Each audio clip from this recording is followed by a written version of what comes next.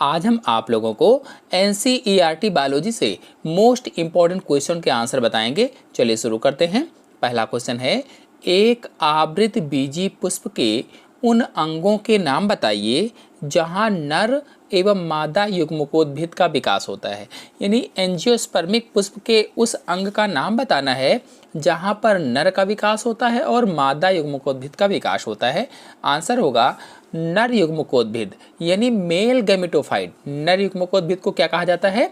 Male gametophyte का विकास परागण या पॉलिनेशन से पहले परागकोश में होता है। यानी परागण या पॉलिनेशन से पहले कहाँ होता है? परागकोश में होता है तथा परागण के पश्चात वर्तिकाग्र पर होता है या स्टिग्मा पर होता है। कहने का मतलब ये हुआ कि नर युग्मकोद्भिद का विकास परागकोश के अंदर होता है, या कह लीजिए कि एंथर के अंदर मेल गैमेटोफाइट का विकास होता है, जबकि मादा युग्मकोद्भिद का विकास या फीमेल गैमेटोफाइट्स का विकास अंडाशय या ओवरी के अंदर स्थित बीजांड या ओव्यूल में होता है। यानी मादा युग्मकोद्भिद का विकास कहाँ होगा? फीमेल गैमेटोफाइट का विकास कहाँ होगा? अंडाशय में होता है या ओवरी में होता है, और कहाँ? तो बीजांड में या ओव्यूल में। तो कुल मिलाकर के इसका आंसर क्या हुआ? प्रश्न में पूछा गया था कि एक आवृत बीजी पुष्प के उन अंगों के नाम बताइए जहां नर एवं मादा युग्मकोद्भिद का विकास होता है। तो नर का विकास परागकोश या एंथर के अंदर होता है और मादा का विकास अंडाशय या ओवरी के अंदर होता है। आते हैं नेक्स्ट क्वेश्चन पर। लघु बीजाणु जनन तथा गुरु बीजाणु जनन के बीच अंतर स्पष्ट करें। इन घटनाओं के दौरान किस प्रकार का कोशिका विभाजन संपन्न होता है? इन दोनों घटनाओं के अंत में बनने वाली संरचनाओं के नाम बताइए। तो बड़ा सा प्रश्न है, इसका आंसर होगा लघु बीजाणुओं का निर्माण लघु बीजाणु जनन कहलाता है। यानी लघु बीजाणुओं के निर्माण की क्रिया क्या है? यानी पराग कणों के निर्माण की क्रिया। लघु बीजाणु किसको कहा जाता है? पराग कण को कहा जाता है। तो पराग कणों के बनने की क्रिया को ही लघु बीजाणु जनन कहा जाता है, या अंग्रेजी में कहें तो माइक्रोस्पोरोजेनेसिस कहा जाता है। और यह प्रक्रिया पराग कोश के अंदर होती है। अभी मैंने आपको बताया था एंथर के अंदर होती है। यानी मेल गैमेटोफाइट का विकास कहाँ होता है? तो पराग कोश या एंथर के अंदर होता है। और इसमें अर्धसूत्री कोशिका विभाजन या कह लीजिए कि माइटोटिक सेल डिवीजन होता है। किससे? अर्धसूत्री कोशिका विभाजन या माइटोटिक सेल डिवीजन के द्वारा परागकोश के अंदर पराग कणों का निर्माण होता है।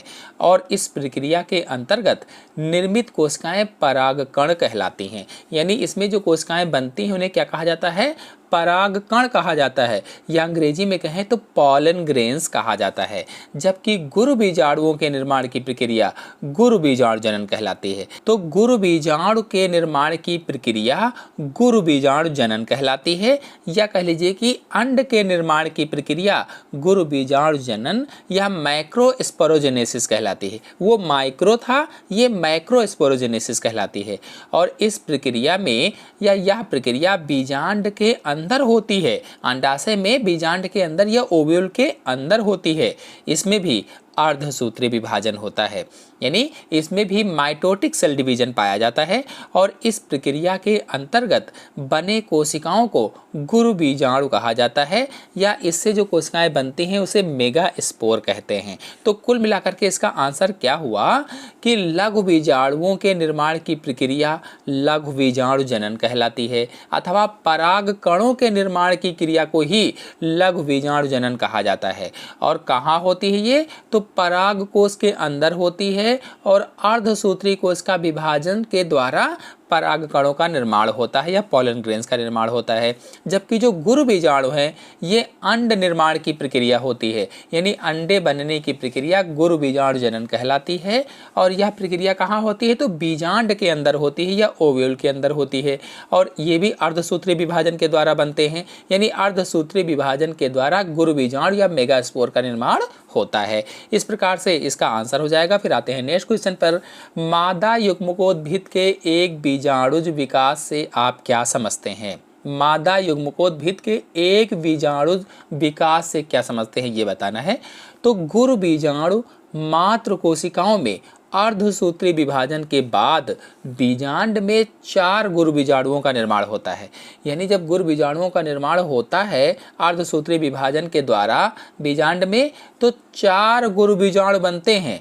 अधिकांशतः इन 4 गुरु बीजाणुओं में से 3 नष्ट हो जाते हैं, लेकिन सामान्य रूप से अगर देखा जाए, अधिक रूप से देखा जाए, तो 4 जो बनते हैं उसमें से 3 तो खत्म हो जाते हैं, नष्ट हो जाते हैं, समाप्त हो जाते हैं। अतः संपूर्ण मादा युग्मकोद्भिद या कह लीजिए कि फीमेल गेमेटोफाइट का विकास केवल एक शेष बचे गुरु बीजाणु से होता है। जब एक बचा, 3 नष्ट हो गए, 4 बने थे, 3 नष्ट हुए, एक बचा, तो जो एक बचा हुआ है उसी से मादा युग्मकोद्भिद का विकास होता है। इसीलिए कहा गया है कि संपूर्ण मादा युग्मकोद्भिद का विकास केवल एक शेष बचे गुरु बीजाणु से होता है।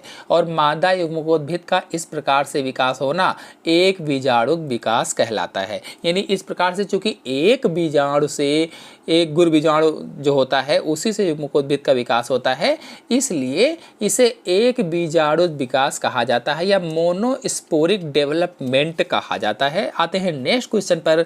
त्रिसंलयन क्या है, यह कहाँ संपन्न होता है और कैसे संपन्न होता है? त्रिसंलयन में सम्मिलित न्यूक्लियाई का नाम बताइए। क्वेश्चन है ट्रिपल फ्यूजन क्या है, यह कहाँ और कैसे संपन्न होता है? त्रिसंलयन में सम्मिलित न्यूक्लियाई का नाम बताइए। तो इंपॉर्टेंट क्वेश्चन है बोर्ड परीक्षा के लिए। अच्छे से प्रश्न को पहले पढ़ेंगे, इसके बाद आंसर देंगे। तो इसका आंसर होगा त्रिसंलयन जब एक नर युग्मक या कह लीजिए कि मेल गैमीट्स केंद्रीय कोशिका के द्वितीय केंद्रक से संयोजन करके त्रिगुणित प्राथमिक भ्रूणकोश बनाता है। कहने का मतलब ये है, जब एक मेल गैमीट्स या नर युग्मक केंद्रीय कोशिका के द्वितीय केंद्रक से या सेकेंडरी न्यूक्लियस से संयोजन करता है या मिलता है या संयुग्मित होता है, तो संयोजन करके त्रिगुणित प्राथमिक भ्रूणपोष बनाता है या एंडोस्पर्म का निर्माण करता है। इसे ही त्रिसंलयन कहा जाता है। त्रिसंलयन समझ गए क्या होता है? अब त्रिसंलयन में 3 केंद्रक भाग लेते हैं। एक नर युग्मक होता है, 2 पोलर केंद्रक होते हैं। जैसा कि मैंने जब पढ़ाया था इसको निषेचन वाला, तब उसमें बताया भी था, 2 पोलर केंद्रक होते हैं और 2 समेकित होकर के द्वितीय केंद्रक निर्मित कर लेते हैं। दोनों समेकित हो जाते हैं, मिल जाते हैं। इस तरह से द्विध्रुवीय केंद्रक बन जाता है या द्वितीय केंद्रक का निर्माण हो जाता है। यदि आप लोग त्रिसंलयन या निषेचन पर वीडियो देखना चाहते हैं तो मेरे चैनल में फुल वीडियो अपलोडेड है, मैंने इसमें डिटेल से समझाया हुआ है, यहाँ पर संक्षिप्त रूप से आपको बताया है। जल्दी से नेक्स्ट क्वेश्चन है, निम्न में अंतर स्पष्ट कीजिए। तो पहला है बीजपत्राधार और बीजपत्रोपरिक में अंतर, दूसरा है प्रांकुरचोल तथा मूलांकुरचोल में अंतर। तो पहले अंतर को देखते हैं, बीजपत्राधार और बीजपत्रोपरिक में अंतर। तो बीजपत्राधार क्या है? बीजपत्राधार बीजपत्र के नीचे स्थित सिलेंडर के आकार का भाग है। जैसा कि आपको चित्र में दिख रहा है, बीजपत्र के नीचे के भाग को बीजपत्राधार कहा जाता है। यानी बीजपत्र का आधार, बीजपत्राधार का क्या मतलब हुआ? बीजपत्र का आधार, नीचे वाला भाग, उसे ही बीजपत्राधार कहते हैं। जबकि जो बीजपत्रोपरिक है, बीजपत्रोपरिक बीजपत्र के ऊपर स्थित भ्रूणीय अक्ष का भाग होता है। यानी चित्र में देखिए, बीजपत्रों के ऊपर का भाग, बीजपत्रोपरिक बीजपत्र के ऊपर का भाग, बीजपत्रोपरिक शब्द का अर्थ हुआ, तो बीजपत्र के ऊपर का भाग बीजपत्रोपरिक कहलाता है। तो अंतर दोनों में क्या हुआ? बीजपत्राधार बीजपत्र का आधार होता है, जबकि जो बीजपत्रोपरिक है ये बीजपत्र के ऊपर का भाग होता है, भ्रूणीय अक्ष का भाग होता है। नेक्स्ट है प्रांकुरचोल तथा मूलांकुरचोल में अंतर। तो प्रांकुरचोल एक खोखली संरचना होती है जिसके अंदर तने का अग्रभाग तथा तरुण पत्तियां बंद रहती हैं। जो प्रांकुरचोल है, जैसा कि मैंने जब आपको मक्के की संरचना को समझाया था उसमें बताया था कि जो प्रांकुरचोल है वो प्रांकुर के ऊपर रहता है, प्रांकुर को ढके रहता है, उसे ही प्रांकुरचोल कहा जाता है। और ये क्या करता है कि एक खोखली संरचना होती है जिसके अंदर तने का अग्रभाग या कह लीजिए कि शूट एपेक्स तथा तरुण पत्तियां बंद रहती हैं, जबकि जो मूलांकुर वाला भाग है भ्रूणी अक्ष के निचले सिरे पर स्थित होता है, अविभाजित खोल होता है और इसके अंदर मूलांकुर बंद रहता है। ये मूलगोप या कह लीजिए कि रूट कैप की तरह से होता है, जिसे मूलांकुर चोल कहा जाता है। तो यहाँ से मूलांकुर निकलती है यानी जड़ निकलती है और प्रांकुर चोल से प्रांकुर निकलता है। इस तरह से प्रांकुर चोल और मूलांकुर चोल में अंतर हो जाएगा। आते हैं नेक्स्ट क्वेश्चन पर। एक सेब को आभासी फल क्यों कहते हैं?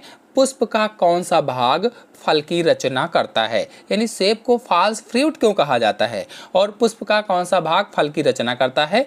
तो सत्य फल या ट्रू फ्रूट वह होता है जो निषेचित अंडाशय से विकसित होता है। यानी ऐसा फल जो निषेचित अंडाशय से विकसित होता है, निषेचित अंडाशय से उसका विकास होता है, उसे ट्रू फ्रूट या सत्य फल कहा जाता है। सेब में फल अंडाशय से विकसित नहीं होता, ये अंडाशय से न विकसित होकर मांसल पुष्पासन से विकसित होता है, थैलमस से विकसित होता है। इसीलिए इसको क्या कहा जाता है? सेब को आभासी फल कहा जाता है या इसे असत्य फल कहा जाता है, क्योंकि वास्तव में फल नहीं होता है, ये पुष्पासन होता है जो फूलकर फल जैसा दिखने लगता है। इसको हम लोग फल समझ लेते हैं, आभास करते हैं, इसलिए आभासी फल हो गया। वास्तव में फल नहीं होता है, इसलिए इसी को असत्य फल भी कहा जाता है। इसका आंसर ये हो जाएगा। आते हैं नेक्स्ट क्वेश्चन पर। विपुंसन से क्या तात्पर्य है? एक पादप प्रजनक कब और क्यों इस तकनीक का प्रयोग करता है? तो कलिका अवस्था में ही पुष्प से पुंकेसरों को हटाने की प्रक्रिया को विपुंसन कहा जाता है। कलिका अवस्था में ही पुष्प से पुंकेसरों को जब हटा दिया जाता है, काट दिया जाता है, इस प्रक्रिया को विपुंसन कहा जाता है। और द्विलिंगी पुष्पों में पर परागण कराने के लिए पादप प्रजनक द्वारा इस तकनीक का प्रयोग पुष्पों को खिलने के पहले ही किया जाता है, यानी पुष्पों के खिलने के पहले ही कर लिया जाता है। द्विलिंगी पुष्प ऐसे पुष्प जिसमें नर और मादा जनन अंग एक ही पुष्प में उपस्थित हों, उसे द्विलिंगी पुष्प कहा जाता है।